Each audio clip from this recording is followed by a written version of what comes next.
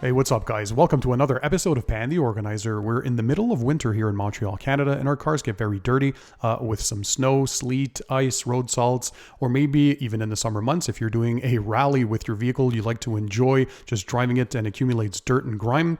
Well, the vehicles not only get dirty, but so does the interior as well, specifically the rubber floor mats or plastic floor mats, and they accumulate all that dirt, grime, debris, dust, dirt, mud, and you name it, road salts included. So today I'm going to show you how you can take a dirty floor mat, the rubber and plastic, regardless what it is, and we're going to bring it to this level, so a perfect OEM finish. And to do so, we're going to use a few simple tools and products that I'm going to leave linked in the description. First of all, some nitrile gloves to protect your hands.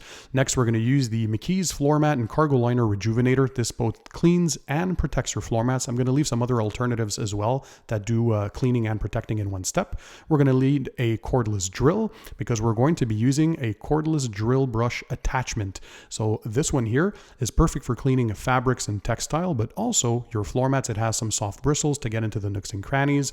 We can also use some other brushes like this flag tipped wheel brush, just some different sizes, right, depending on what you need. Here is a stiff nylon bristle tire brush that I use as well. This work stuff detailing brush, so it's a smaller brush to get into the finer details. We're going to need a way to dry the floor mat, so we're going to use the Metrovac Blaster Sidekick, a car blower. You can also use a microfiber towel. We're going to need microfiber towels anyways towards the end, because a quick pro tip, we're going to be applying a protectant to even rejuvenate the look even more. Make sure you're not using anything that has any silicones, because you don't want a slippery surface. Safety is key.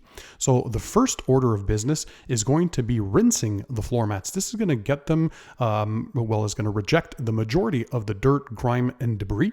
You can also use a standard garden hose. If you don't have a pressure washer, that's fine as well. Next, while the floor mats are wet, we're going to take the McKee's cargo liner and floor mat rejuvenator. We're going to spray that on the surface liberally and let it dwell for 30 seconds.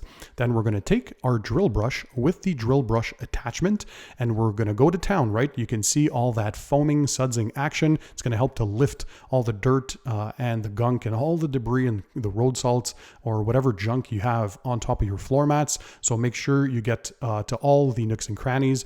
You can use a different assortment of detailing brushes as well, some wheel brushes or even tire brushes to really get into the intricate parts, because it's all about the details. So when that's done, we're going to rinse the floor mat again. I like to use my pressure washer, as you can see here. Make sure you're also hitting the underside as well, and you work on a clean surface, right? Clean or wash the surface that's underneath so the underside doesn't get dirty. Then you're either going to take a microfiber towel, or in this case, a car dryer. This is perfect for drying the floor mats.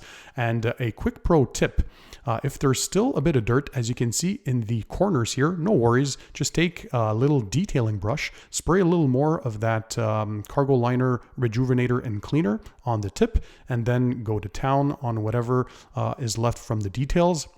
And that way you're going to make sure to get 100% clean, really get in there and get all the details. And when you're done with that, simply take a microfiber towel, blot the excess, and keep that surface dry.